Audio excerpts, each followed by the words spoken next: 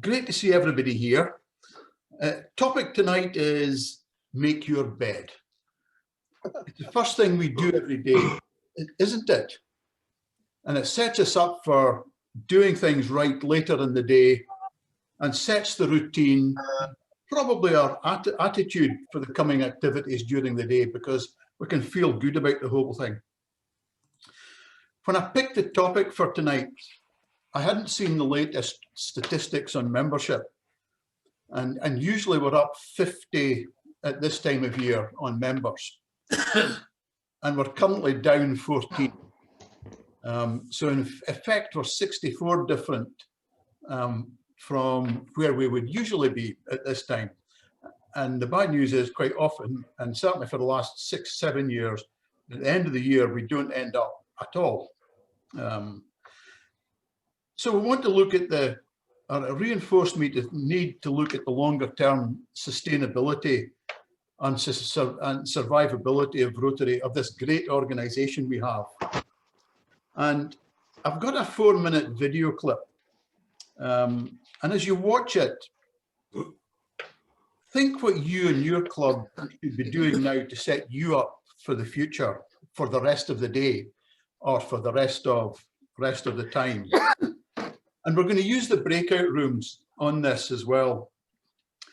And afterwards, we'll ask you to share with each other what was talked about in the breakout rooms and what you will be doing at the start of your Rotary Day tomorrow. What is going to be your making your bed?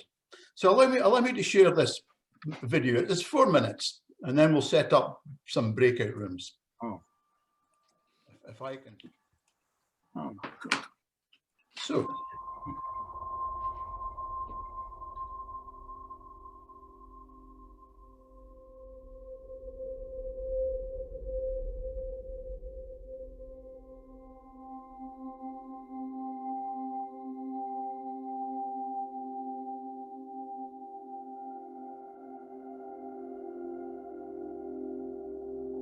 The U.S. has the highest rate of increase in the world, and our numbers. Health workers diagnosed with the virus represent 14% of all those cases. And unemployment claims are higher than they have ever been in our history.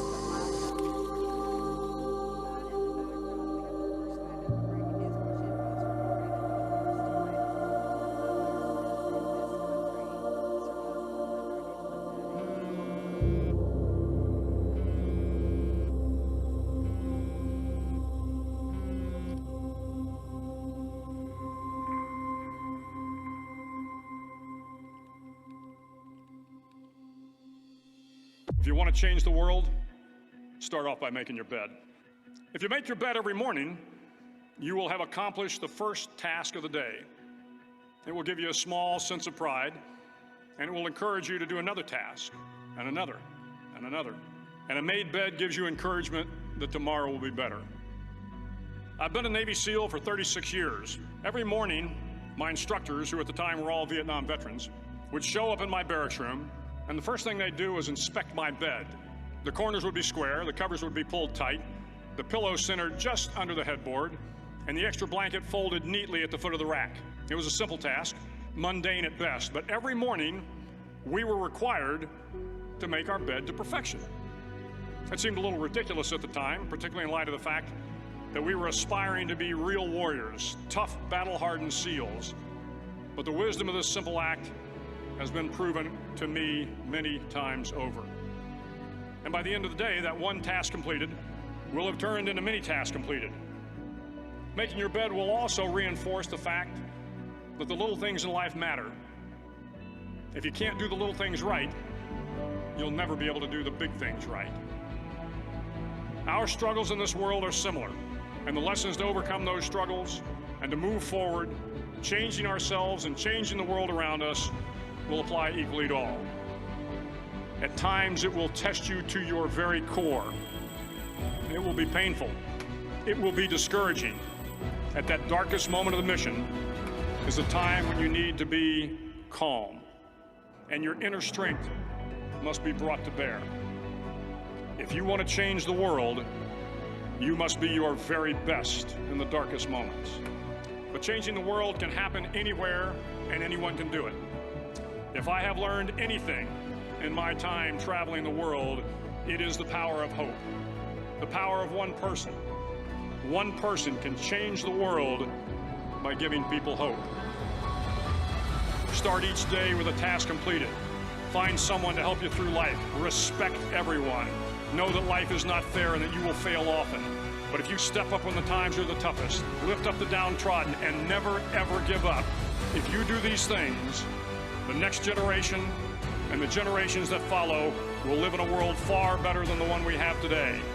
And what started here will indeed have changed the world for the better. But the question is, what will the world look like after you change it?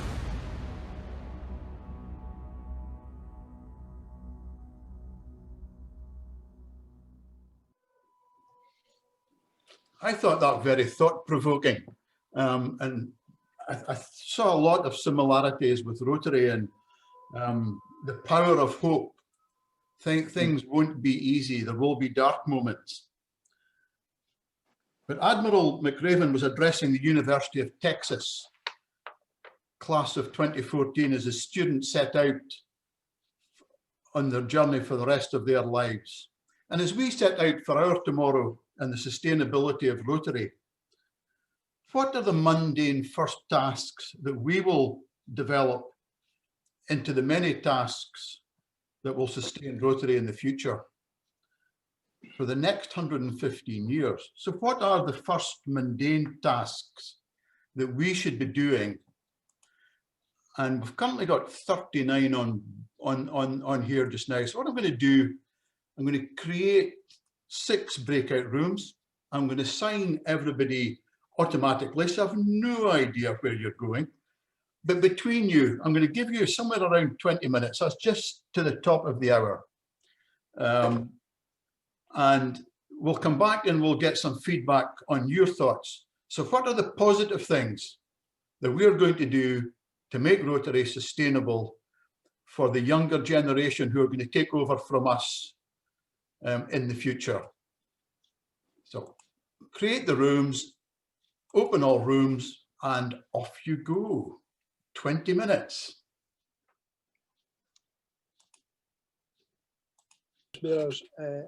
And we've made sure that we have a young member also in the group. The mere fact that he's in Beirut doesn't stop him having a Zoom meeting with us. So he's I think, Mike, that's one of the advantages of the Zoom meetings. Yeah. I mean, you can be anywhere. I happen, you know, before this final lockdown, we have a wee motorhome, and we were away 2 or 3 weeks. We were away, and we were able, so long as I could get internet access, I was able to join in for the meetings, and that's one of the advantages. Yes. So I think you're right. Maybe a mix, a better balance between the traditional meetings and the Zoom meetings, etc., is something that we should be considering. In Dunfermline, we did it slightly differently. We reached out to other groups to ask them why Rotary wasn't an option for them. And that was quite interesting. I've got to say, we've had 5 different people visiting us. 3 have applied to join, and it was quite interesting. But we did this as part of, it's our centenary year next year, and we wanted to look at the next 100 years rather than look back. So as president, I set up a group to have a look at that, and that has been very, very worthwhile. We've had to make quite a lot of changes. We haven't lost any members because it was essential, I felt, to take everybody with us. But we've dropped the toast to Her Majesty at the beginning of the evenings. Well, in fact, we've stopped all toasts completely, and we've moved from a lunchtime club to completely an evening club.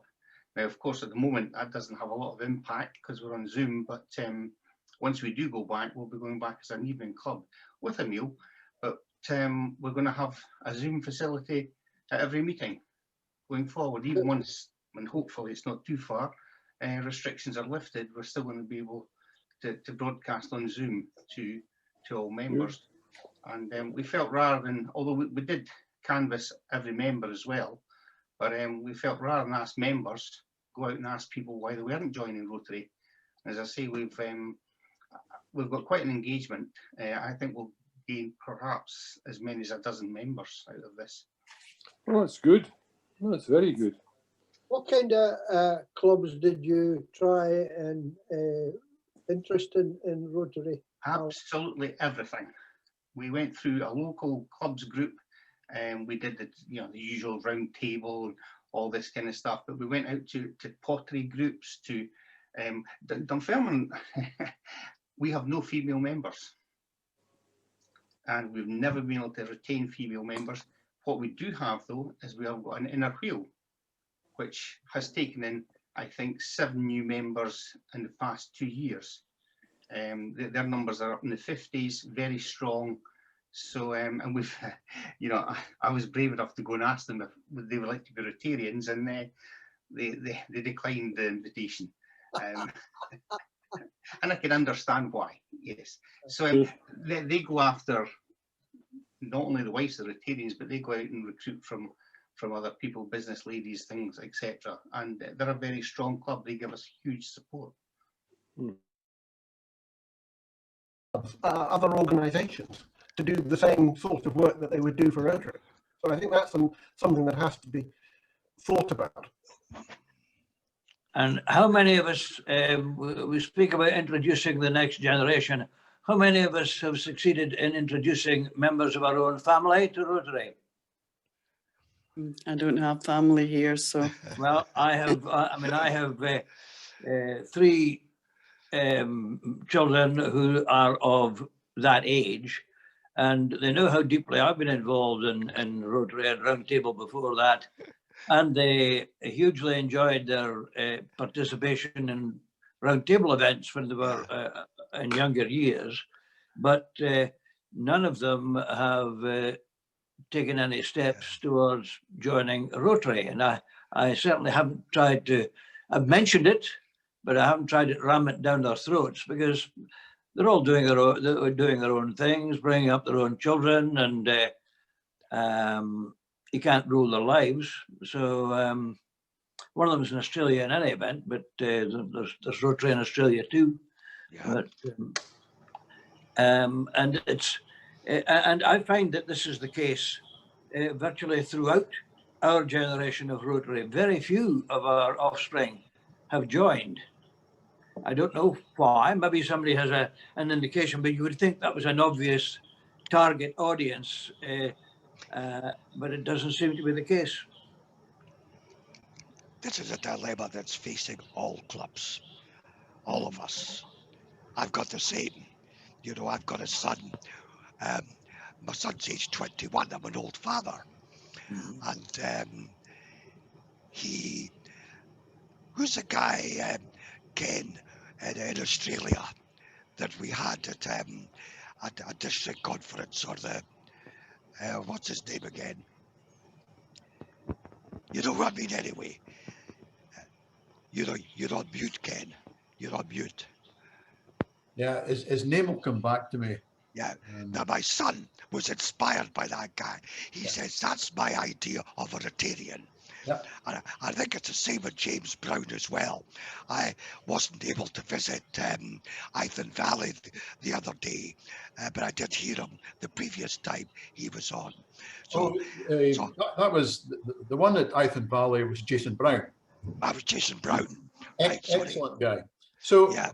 If the clubs don't meet what if the product we're selling doesn't meet what the audience want, sell a different product, change a product. I'll leave the room at that. I'll change your product. You're not really telling them what you're up to. Well, come to boss, come to listen in. It is interesting, Keith, that we do a lot of advertising in the local paper with regard to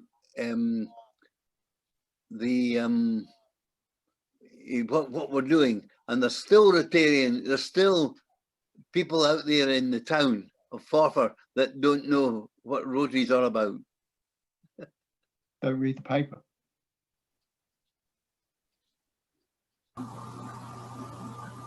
You would think with social Yes, media that I find a little bit strange, because I think that Rotary, generally throughout the country. Morag, you're going to say something. No, on you go, it's fine. Sorry, I've lost my train of thought anyway. I think Keith made a couple of good points there that people, since I've joined Rotary, and I am one of the youngest members in the club, since I've joined Rotary, there's probably been about 5 or 6 people have joined who've been in a similar position as me.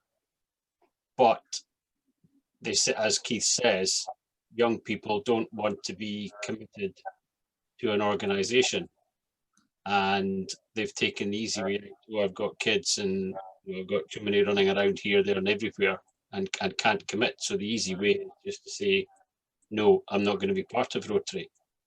And I think that's something that's become more prevalent in recent years. And I think that's the reason why people leave, because they find that it can be quite onerous, this meeting every week and having to have lunch, and then you had your attendance, you had to have your certain percentage of attendance, that's now gone, and whatever else. So it's probably time just to turn the tables back and see if we can re-engage people and say, look, you want to come back because we're meeting on Zoom, you don't have to leave your front room for the next wee while. And if you want to come back, I mean, we at the present moment are looking at how do we go forward with our meetings. Do we still have to have a meal? Do we still have to have a speaker? And we're looking at just sort of rejigging it together and reaching out to other people to say, look, this is what we're doing. Here we are.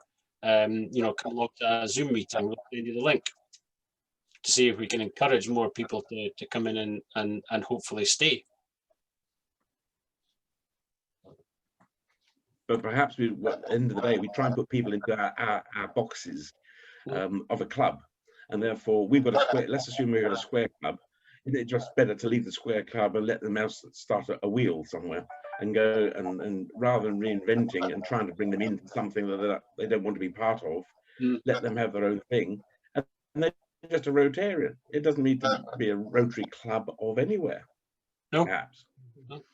Here's Ken McLennan come to see what good ideas we've got.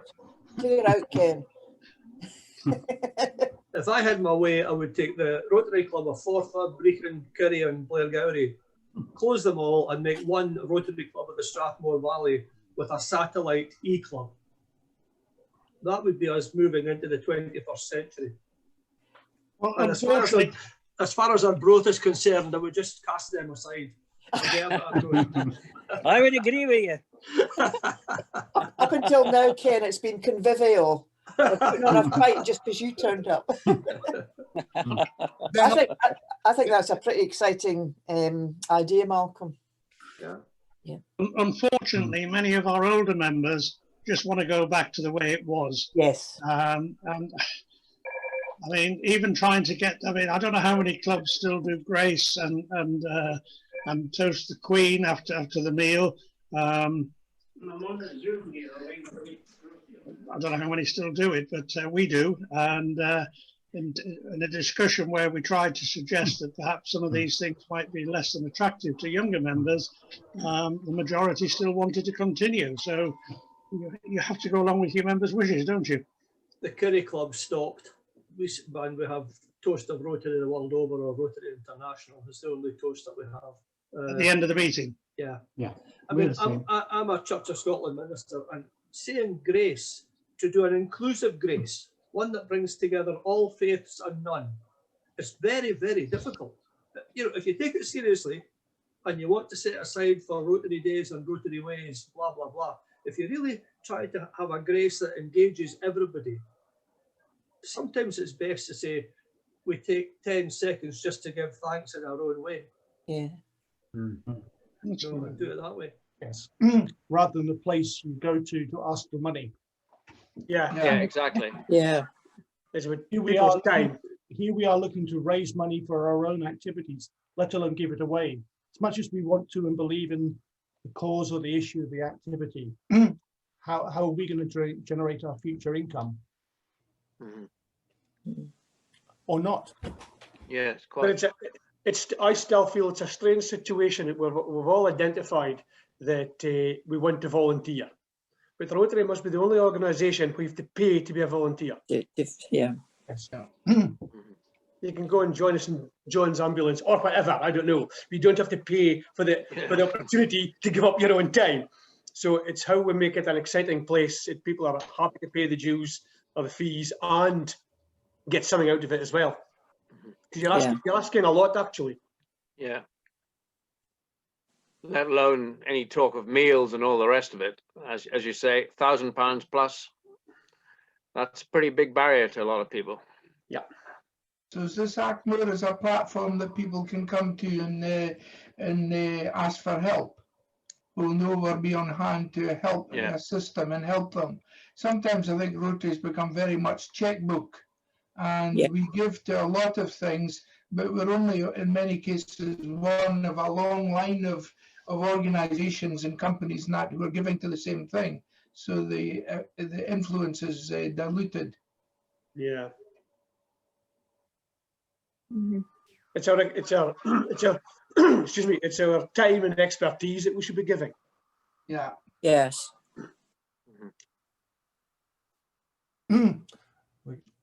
57 seconds. Could I agree with Keith? That should be the resource of Rotary. Time, knowledge, expertise. Yeah. Coming together. Yeah, and we've got all that. Yes, we've got it in abundance. Yeah. It's best to use it. That lots of people out there need our help or assistance and our guidance, from children at school to older people who are too frail to get out and about. Don't you think? Yeah, that's everybody coming back. We just nipped out into breakout rooms, Roy.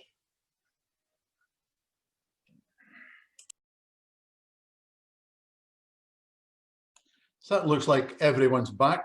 That was some interesting discussions I heard in there. So if we're going to make our bed and get ourselves ready for the future, what are we going to do first? So I'm really interested to hear. I'll take them in reverse order. Room 6. Who was in room 6? David Anderson. Do you want to give us some feedback for room 6? I suspect the others are probably better equipped to give feedback than I am. So Alan Mutter was in there as well. Okay, we all felt very similar. Well, everybody in that group was looking to make changes to their club, and I think we'd all taken very similar routes. To one, engage with the current members, but gone out and looked at potential new members, and we're all very much singing from the same hymn sheet, I'd say. Yeah, I particularly like listening to you saying, why do people not join Rotary, then asking them to join Rotary. That was a really interesting comment, that, Alan. So I'll remember that when we're pushing that further around. Thank you. What about room 5? Who was in there? Keith Central Buchan was in there. I was indeed, but unfortunately I was a late arrival, so apologies for that. So can I nominate Alistair Walker to perhaps share our views?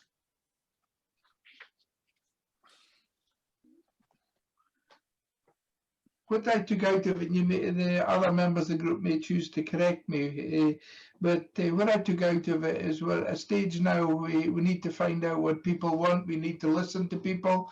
We need to find out what younger people are looking for out of Rotary, where the misconceptions are and how we deal with them. Meetings in future, we need to change. We need to be prepared to change. That meetings will become more on a hybrid basis. And I think the last thing was that the suggestion was that we've got so much to offer by way of time and expertise and things like that. And perhaps we should be majoring on that rather than meetings and everything else that goes with Rotary. They're trying to interest people by what we achieve. I did suggest we should be more proactive with groups and with organisations in helping them. And I've often said, not a case of just checkbook Rotary, but what we can do to help. Yep. Any other comments in room 5? They're letting you off with it. No, just going to jump in.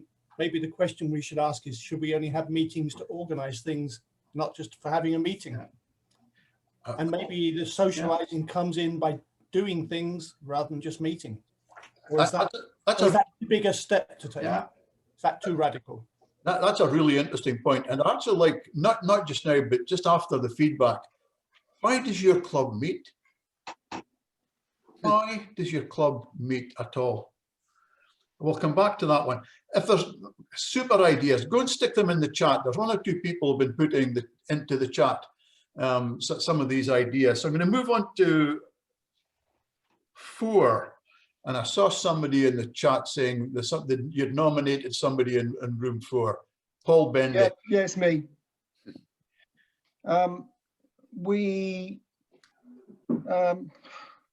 There isn't a one size fits all. People join, they have their own reasons. You need to ask them if they're leaving, why they're leaving. If you may well find out then why they are leaving and be able to do something about it in future. But you've got to be prepared to accept honest feedback from them. As far as, again, people talk about younger people, but there are different types of younger people. Some may not want commitment, some may prefer using Zoom, but again, it's not a one size fits all.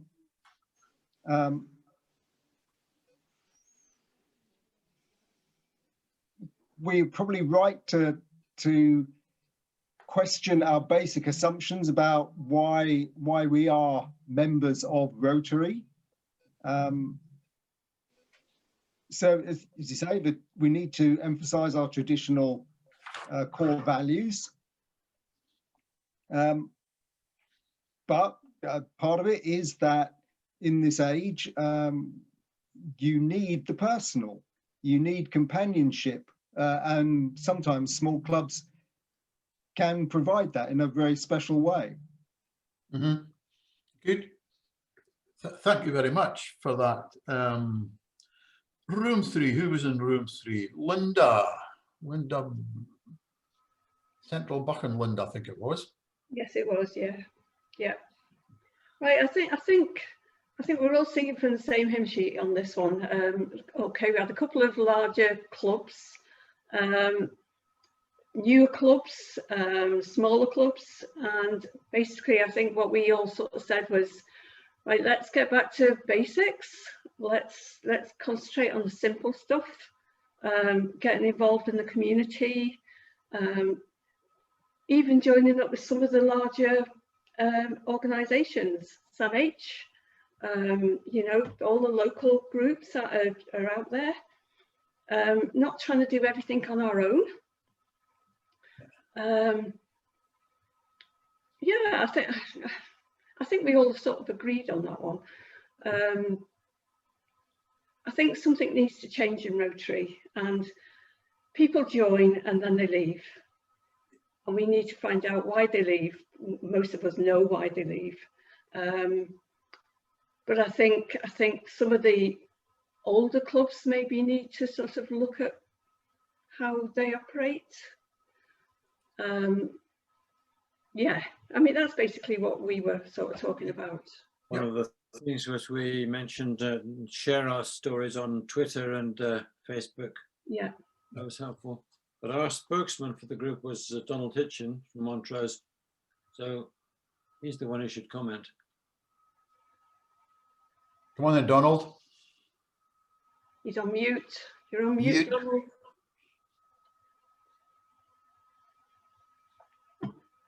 Yeah, get back to basics. Sandy from Inverurie, that he's got a great advantage from an environmental issue, Parks Managed for Aberdeen. They're planting seeds. Now, what could be a better slogan than planting seeds for the future? So, you know, and the War Memorial, just in and around environmental, big topic for us just now. Getting down to basics.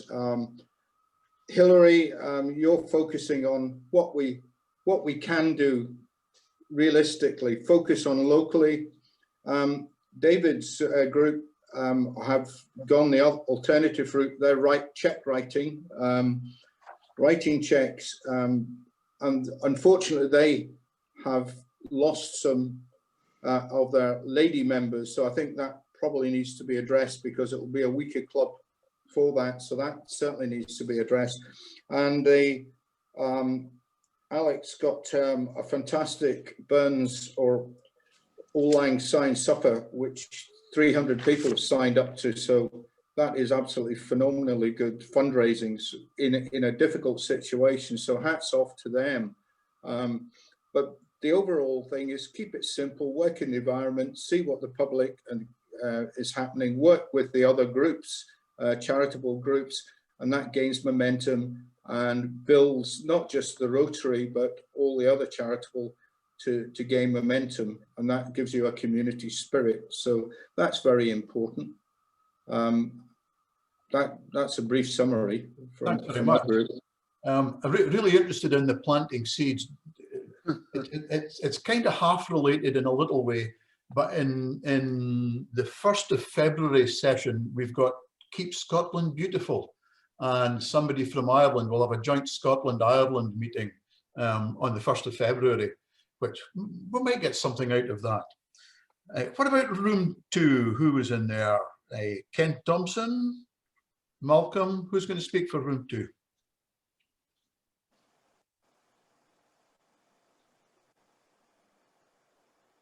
Malcolm Rooney, perhaps? But unmute, yeah. We just had a kind of general kick about the usual, keeping members, losing members. I suggested that in the Strathmore Valley, all the clubs should close and that we all rejoin and form one Rotary Club of the Strathmore Valley, which would be able to have a core club of traditionalists and have satellite clubs, have e-clubs, etc., etc. You know, when I look at the handbook, St Andrews has a number of clubs, Inverness has a number of clubs, Aberdeen has a queen of clubs. Why can't we bring clubs together and be stronger and follow the example? Well, the Kirks are having to do it. It's been forced upon the churches. We did pick up on the comment that the moderator made today that in 10 weeks, the church has changed more than it has in 10 years. And I think that Rotary is following down the same road. I think the others can contradict me in this if they want, but there was a consensus that Zoom is what it is. It is what it is, so let's get on with it and use it. And just on a personal note, I get scunnered. I'm still alive. I'm still healthy. I'm still here. For goodness sake, let's celebrate that. And the news is so doom and gloom at the moment. Let's build on the positive. Absolutely. And I was interested in that Strathmore Valley or whatever it was that you called it. And perhaps there's a dual option there that says some people want it in this format and some people want it in that format. So maybe there's 2 options. Yeah. Just a thought. Yeah, I think we could have a whole plethora of options. Yep. So how about room 1? Who was in there? Philip Ross was in there, or who's? Oh, well, we had a broadly very similar sort of discussion on some of the things that are being brought up, echoing exactly what Malcolm said about perhaps grouping clubs together to form a bigger group, and that Zoom removes the geographical barrier. Another important item that came up was equality and diversity. That's something that we need to work on for the next generation, because if we don't have equality and don't have diversity, we're doomed to be men only and it will fail. But the last thing that we talked about was probably the most interesting or most significant perhaps, which was society has changed. This is not just a Rotary problem, it's a golf club problem, it's a curling problem. People don't want to commit in the same way that they used to do. They don't want to commit once a week at 7 o'clock for a meal and a speaker. They want to be able to do it when they wish to do it. I know there are lots of people who volunteer and come and join events, but ask them to join the club? No way. I'm sure there were other things that we talked about. So maybe somebody else can jump in at that point. Yeah, I would jump in there, Philip, if you don't mind. I think that our basic offering is quite good. You know, just a straightforward thing we've been doing for decades: a meal, speaker, service, which is the glue that binds everyone together, and that's a good thing. And if you're going to change that, are you going to change it to, well, I was suggesting we could become an organisation that wants to land a man on Saturn, and if anyone wants to do that, they come and join us. But what is your alternative going to be compared to what we are offering just now? And I think Joe Cairns had the best comment, which Philip, you've already said, that what young people will commit to is quite different. They don't want to come along to a certain time every day. They don't maybe want to pay a subscription and have to be a member for a year. I think that's quite true, and it's a big obstacle to progress for our Rotary clubs. And I think as much as anything, it's the reason that we have a lot of trouble in really deciding where we are going to go to attract more people, younger people. Thanks. No, thanks very much, John. Yeah, John. It really brings something that was said last week with John Hugo. I think it was last week we did it, was it? Can't remember. Yes. And what wasn't in that video clip was if the public don't want to buy our product, change the product. You can still give service, you can still look after the community, you can still do this and that, but not in the format we've got it, perhaps. And I was quite interested, Morag from Leven put a comment in there. Morag, do you want to expand on that about getting somebody to sit in your meetings?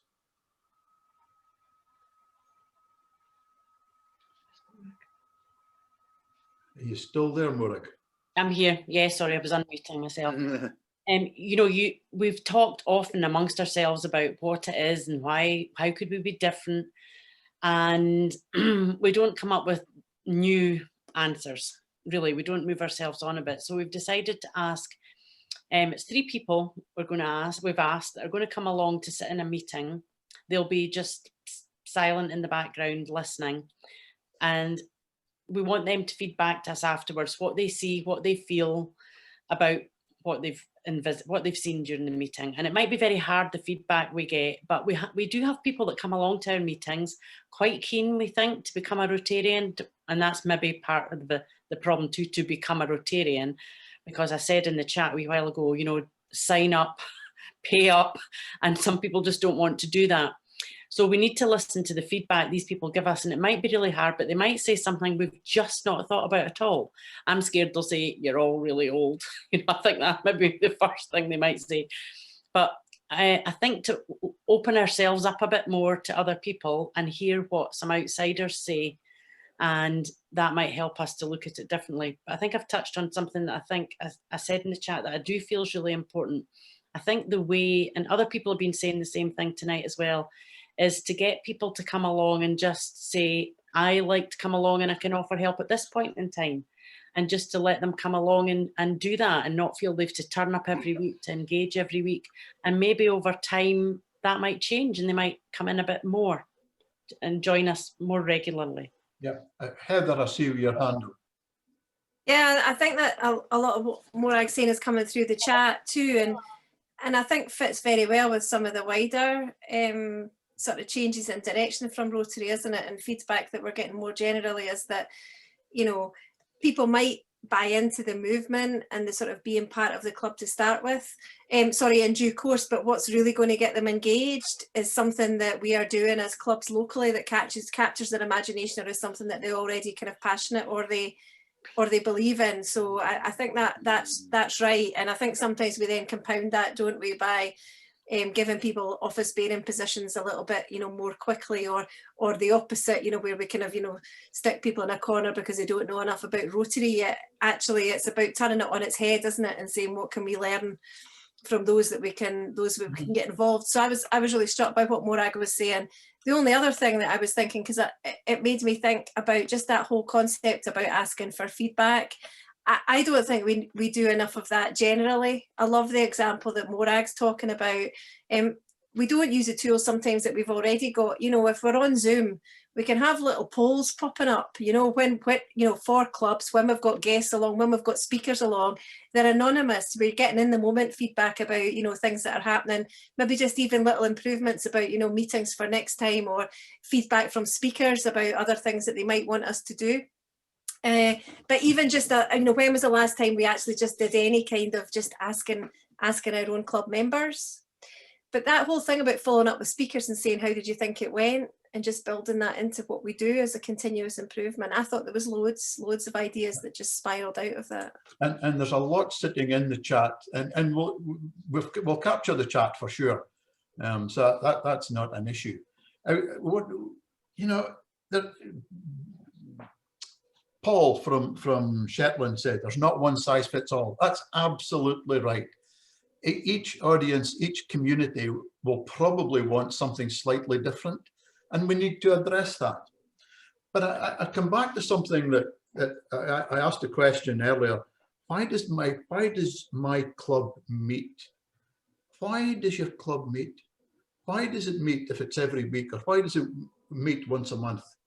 Does it meet for a meal? Does it meet for to do things? Why does your club meet? And do you ask that question?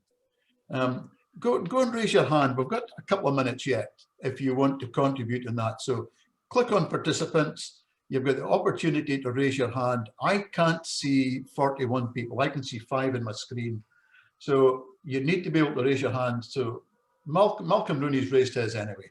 Yeah, we meet on a Tuesday night because that's what we do on a Tuesday night. It's as simple as that. But why? What do you do when you meet? Why do you meet? What's the purpose of your meeting? It's to build relationships. It's to know about things. It's to care about things, and it's to act upon things. But first and foremost, it's to build relationships. And can I just make a wee comment about speakers going to visit clubs? Folks, it's really good when the speaker talks first, and then they can leave, rather than do the business and the speaker has to sit through that. That's a loaded comment, okay? Yeah. I totally support that. You're absolutely right. Kath's got her hand up. Ken, when we started this discussion, you particularly talked about attracting young members so that we can continue to operate. So looking at it from that point of view, I respect any club that wants to meet every week, and I thought Malcolm's comment there was rather amusing, because that's what you do on Tuesday nights, you meet, and I think that's true for a lot of clubs. But I think equally, if we're going to attract younger people, and I'm thinking of people in their 20s, 30s and 40s, we need to rethink. We don't need to stop meeting if that's the way clubs want to do it, but younger people, in my experience through Rotary, do not want to meet for no apparent reason at all, just because it's a meeting. They actually want to do things. And I would challenge the need to meet to form relationships at a meeting, because I think stronger relationships are formed through actually giving service, through organising, through being somewhere. And I think David Fryer said some time ago, do we really need to have meetings so that when we have the secret vote, my vote will be no? I don't think we need them at all. I think that we can exist through fellowship or friendship by actually doing projects, and we can check up on how we're doing those projects through WhatsApp. Yep, that's a very good point, Kath. And I guess it comes back to, what do we want Rotary to be, and how are we Rotary going to survive and be sustainable in the long term? Going back to John Hugo again, he says, if clubs don't want to change, the probability is long term they will just die.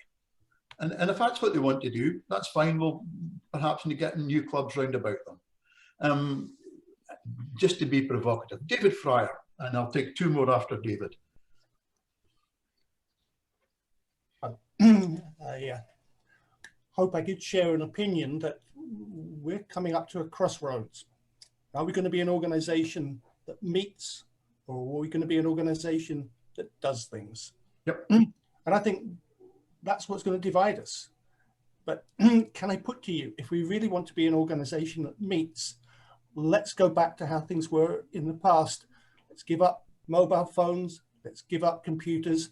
Let's do everything on typewriters and put things in the post. You know, that was the age we were. Would you go out now and buy a 1982 typewriter? You wouldn't. The world has moved on, and we have to consider that's the world we're in. And the younger people who are of this world just don't do organizations, but they will do activities, but they don't do meetings. So my ask would be, are we now going to start to focus on some of the things we can agree that we should be doing? Planting seeds, planting trees, the environmental themes, that's just one of the 7 areas of Rotary.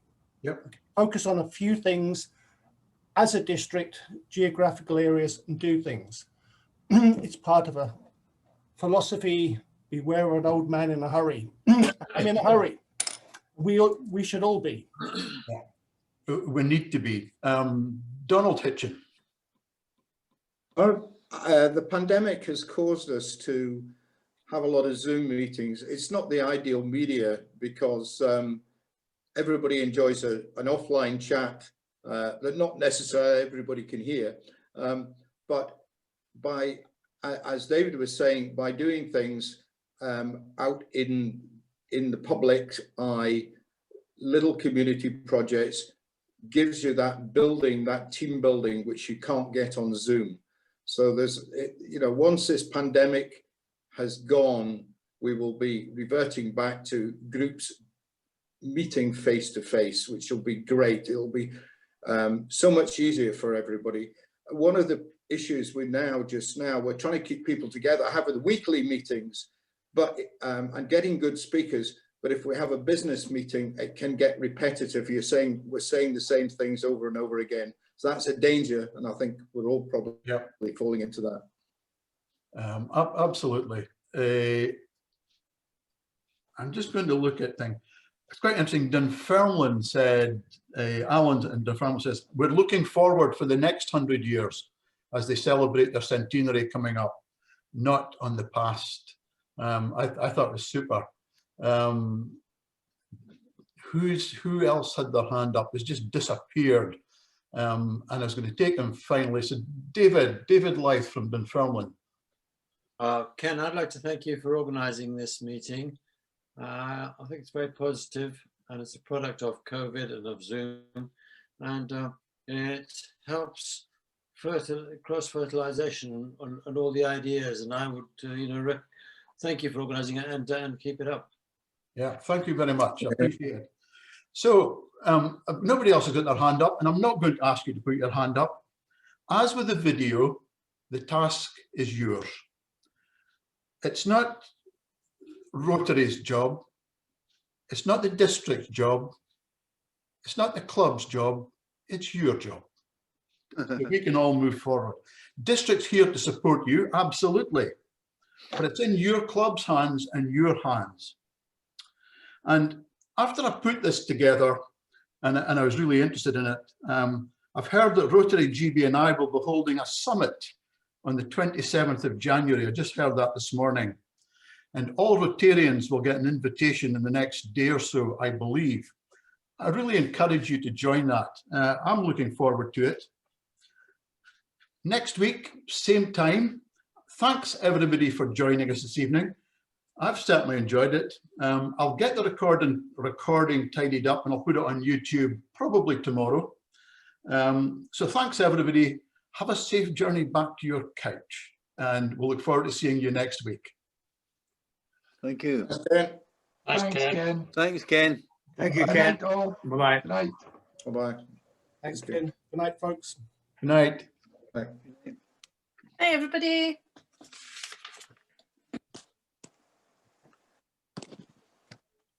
Donald had his hand up.